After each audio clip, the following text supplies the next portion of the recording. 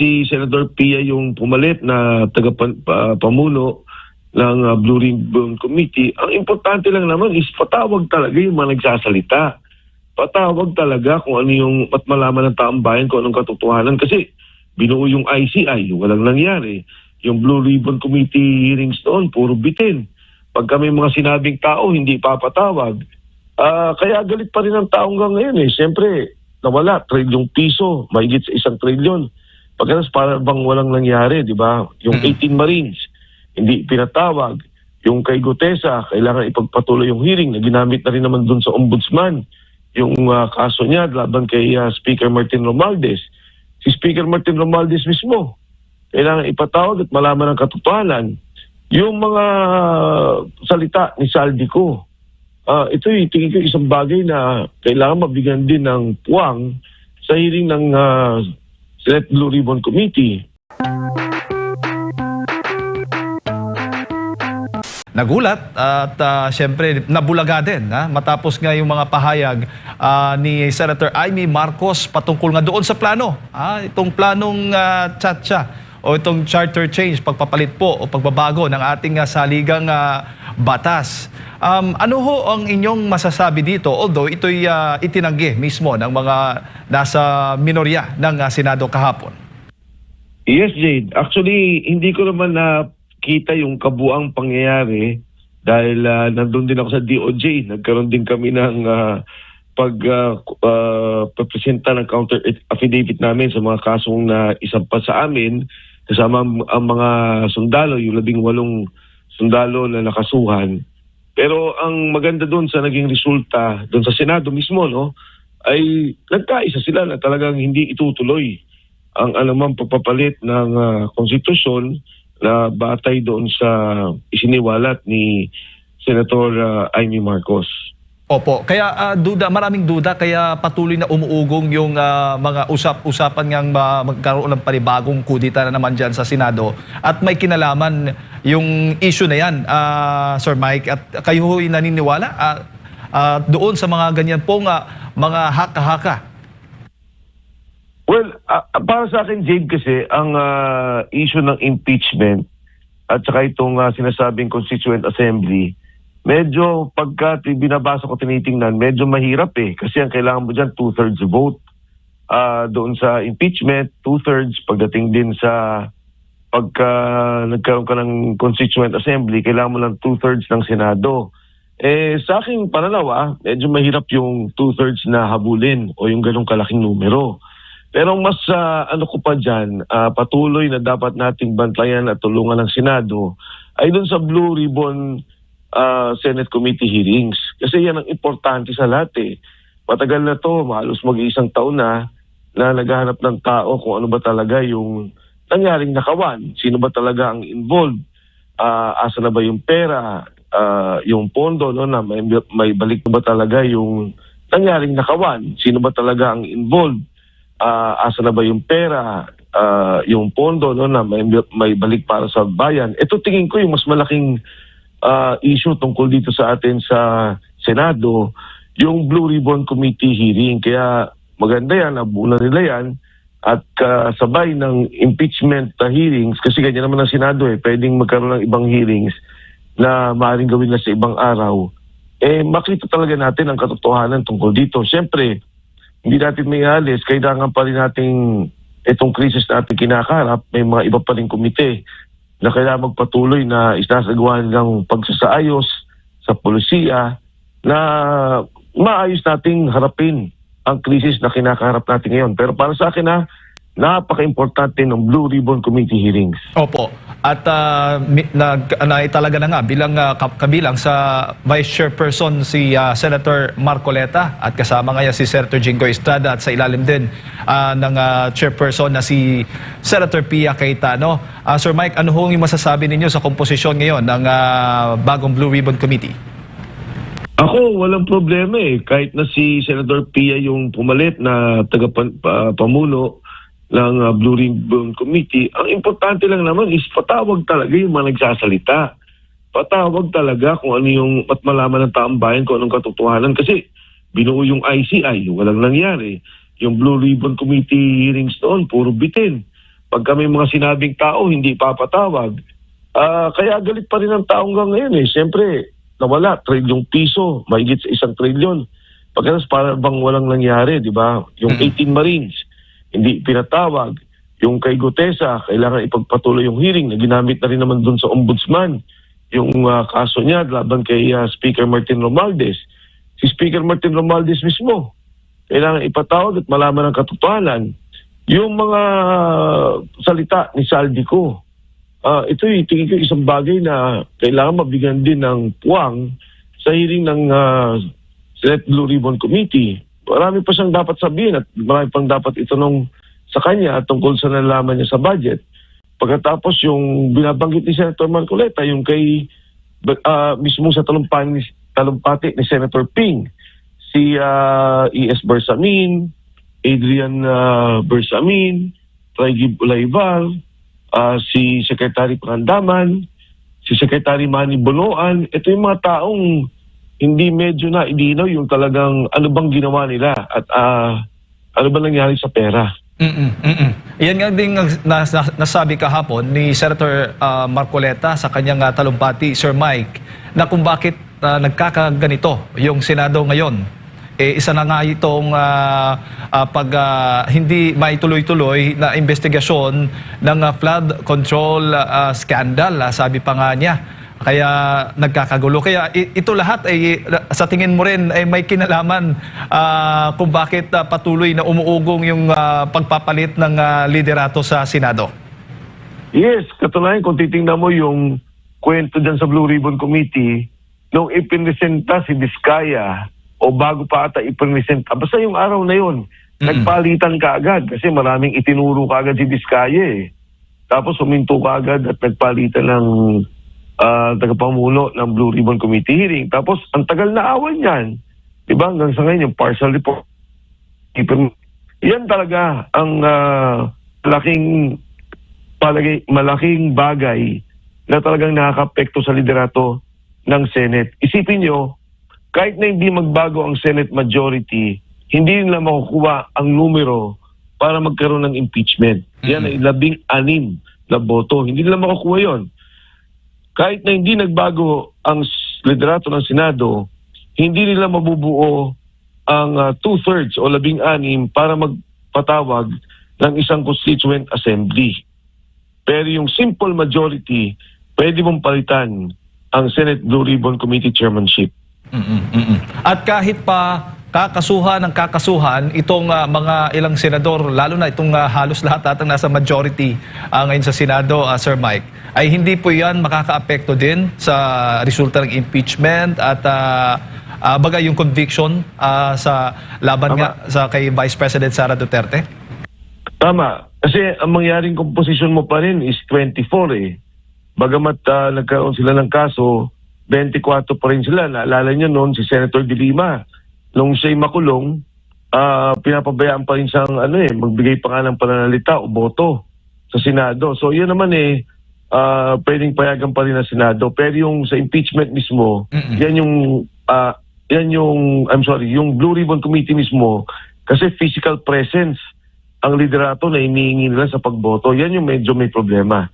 Kaya nga si Senator Bato na puwersang pumunta ng Senado dahil nga kinakailangan ng boto niya para talagang makatulong sa pagpapalit ng komposisyon ng Senado. Opo. Sa tingin mo, gaano yan kadali na lang, Sir Mike, considering mismong si Senator Amy Marcos, bago nga yung naging session kahapon, may pahayag na sa Facebook na nananawagan kay Senate President Alan Peter Cayetano na buksan na muli itong Blue Ribbon Committee. Patawag na.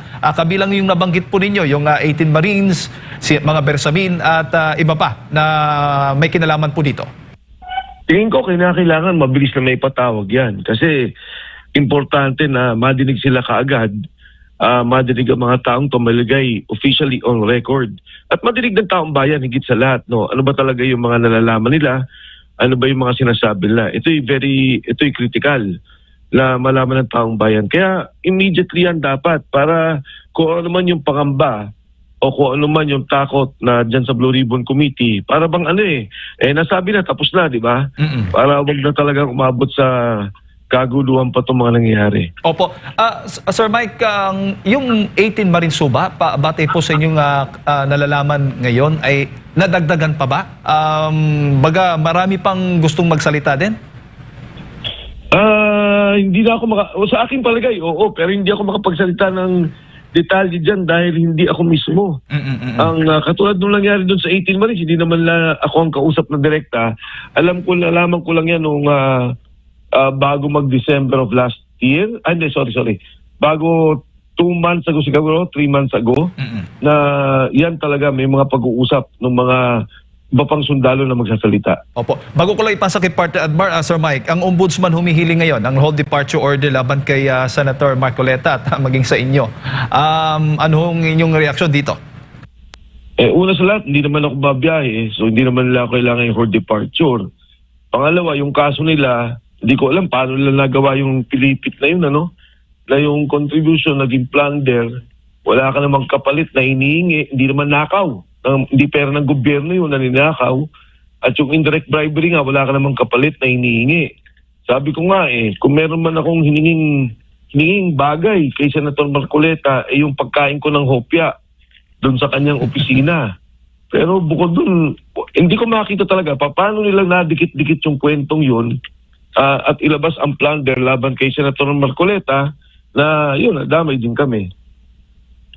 Congressman, magandang umaga, si Admar po ito. Nabanggit mo yung dikit-dikit ng inyong pong pangalan. Tingin niyo po ba may kaugnayan itong issue sa inyo with Congressman or Senator Marcoleta dito po sa mga ganap ngayon sa kanyang pagiging kritiko at talagang nais na niyang maumpisahan itong investigasyon dyan po sa flood control muli?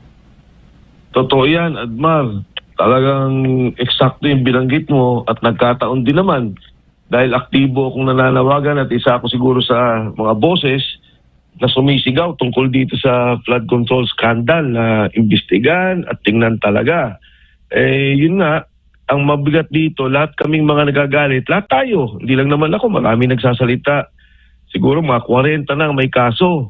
Sa flood control, parang 6 pa lang atang kinasuhan. Basta ngayon, ang nagiging modus operandi, pag nagsalita ka sa administrasyon, nagalit ka at nagsabi ka tungkol dito sa nangyaring korupsyon, kulong ka na. Kaya hindi ako magtataka, Admar, kung balang araw makasama ka rin namin ni Senator Marcoleta na makasuhan at magkaroon ng hold departure order. Easy. Tapos, Congressman, yung yung mga sa leadership din ng Senado na maya't maya lagi tayong merong naririnig na magbabago na naman. May kaugnayan po rin po ba ito dahil maliban sa impeachment ay ito ngang inaantabayanan na flood control project ay maaari ding matalakay, which is kahapon nga nabanggit na kung sino pa yung mga karagdagang mga opisyal sa komite ng Blue Ribbon. Katulad na sabi ko, Admar kay Jade, yun ang binanggit ko sa kanya, yung pagpapalit ng liderato ay yung Constituent Assembly na speech ni Senator Amy kahapon at maging itong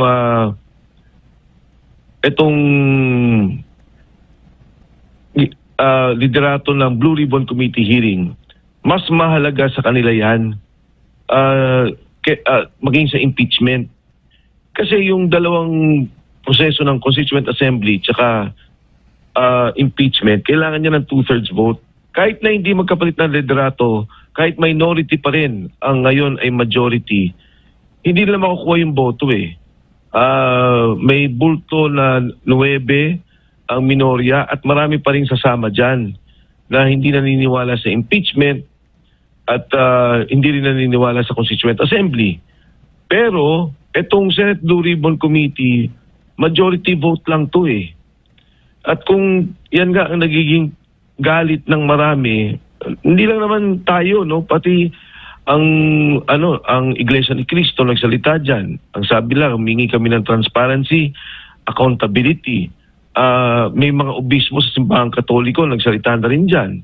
Mga negosyante nagsasalita tungkol dyan. At ang iba't ibang organisasyon na sinasabi lang naman, ikulong nyo yung mga kurakot. alamin natin ano yung katotohanan. Dahil hindi namin ito nakita sa ICI na binuo mismo ng administrasyon, ng palasyo, at ang tanging ano na lang nila, maaaring sandalan, ay ang Blue Ribbon Committee. Na para ding ganun din ang nangyari, pahinto-hinto. Ito lang nga, di ba? Pag-resume ng June, wala na. Parang pahinto-hinto na yung nangyari. So ito na yung inihintay ng marami na talagang malaman ang katotohanan, makulong ang dapat makulong, at kahit papano, maisauli ang pera ng bayan. Opo. Sa tingin niyo po ba, nataon lang na karamihan po sa mga nasa majority ngayon ay may kinakaharap na kaso o mga reklamo kumpara sa minority, Congressman? Hindi naman, Admar, kasi nung umpisa pa lang yan na rin yung grupo eh.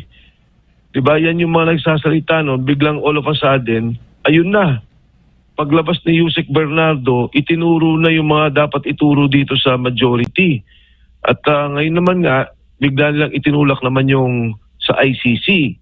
Pero bagamat ganon, nakita mo naman na inindigan yung ating mga senador, lumalaban, Senator Bato, no? Talagang grabing ginawa niya. Wala pang ang katotohanan yung warrant niya. Wala pa talaga. Pinipilit din talaga ng administrasyon. Ayun. Inuli siya at inatake yung Senado, pero bagamat gano'n, nagpakita pa rin. At ngayon, sinasabi lang, no, si Senator Bongo naman daw, ay lalabas na rin daw yung warrant. Talagang todong panggigipit ang nangyayari ngayon sa mga yung lumalaban. At sabi na natin, hindi naman lumalaban sa tao, hindi naman lumalaban kay Pangulong Marcos, pero lumalaban sa korupsyon. At hinihingi natin na talagang isurrender at talagang hindi naman isurrender, no? Para bang yung binibigay lang proteksyon sa taong mga dapat hindi proteksyonan, itigil na nila at palabasin ang katotohanan. Opo, siguro bilang panghuli na lamang po, Congressman, maliban sa flood control projects, marami pang mga issue ng korupsyon na pinupuna ngayon sa gobyerno at yung mga irregularidad, kagaya din po doon sa isinampang plunder at technical malversation laban po kay Executive Secretary Ralph Recto at iba pang opisyal na paglipat dito sa PhilHealth, 60 billion pesos at 107 billion pesos na PIDIC funds. Billion pong pinag-uusapan po rito. Pero wala po tayong naririnig sa mga kasamahan nyo rin dati sa mababang kapulungan ng Kongreso na ito po'y mapag-uusapan. Pero ang napag-uusapan po, impeachment ni VP Sara, na kung ihahambing nyo po yung halaga doon kumpara dito, tsaka doon sa flood control, hindi hamak na mas malaki po itong sa flood control at maging dito po sa paglilipat ng PhilHealth funds at PDIC funds sa Congressman. Alam mo, Admar, ayoko para bang ayoko sabihin na ito tama, ito mali. Kasi hindi naman natin alam pa talaga yung buong katotohanan. Ang akin lang, kung iimbestigahan nila si VP Inday Sara, dapat inimbestigahan din nila si Presidente. Dapat imbestigahan nila yung mga departamento na may notice of suspension at saka may mga suspension, no, at cancellation dito sa Commission on Audit. At yung binanggit mo itong issue ng nangyari sa PDIC, 107 billion, nangyari sa PhilHealth na 60 billion. Actually, sa PhilHealth, hindi lang 60 kasi may mga direct contribution pa na 90 billion. Yun naman ay pondo ng gobyerno plus na 60 na ipunan ng PhilHealth. Dapat pantay-pantay, imbestigahan lahat. Ang hirap naman nga, pagka ito lang ang ginagawa nila, talagang halatang-halata na politika lang. At hindi doon sa kapakanan ng bayan, hindi para sa katotohanan, hindi para sa ustisya. Napakalala nung nakita natin at dumang korupsyon. Lahat naman yan ang sinasabi. Pati yung mga dating kongresista, pati yung mga dating kabinete, maging dating senador, this is the worst na nakita natin of all sa budget deliberations, sa budget allocations, and sa bidding of the different budgets. No, so ito dapat imbestigahan sana ng buo ng Kongreso. Kung ano man yung katotohanan dito, alamin natin. Yung kay Inday Sara nga, pati yung mga hindi dapat nilang ginawa nila katulad ng pagbatawag sa AMLA. Tapos yung paliwanag pa, ang gulo-gulo, in and out ng pera. Para bang halatang-halata . Pero yung mga dapat talagang alamin na mga korupsyon na nangyari, ayaw nila. Siyempre, no, sinabi na nga nung meron daw 67 na mismong kongresista na contractors din. Yung mga 18 sundalo. Sa akin lang, Admal, kung talagang, di ba, hindi ka naman kasama o biglang nalagay ng pangalan mo ng 18 Marines, papatawag ko yan. Kukomprontahin ko yan. Pero bakit hindi nila magawa?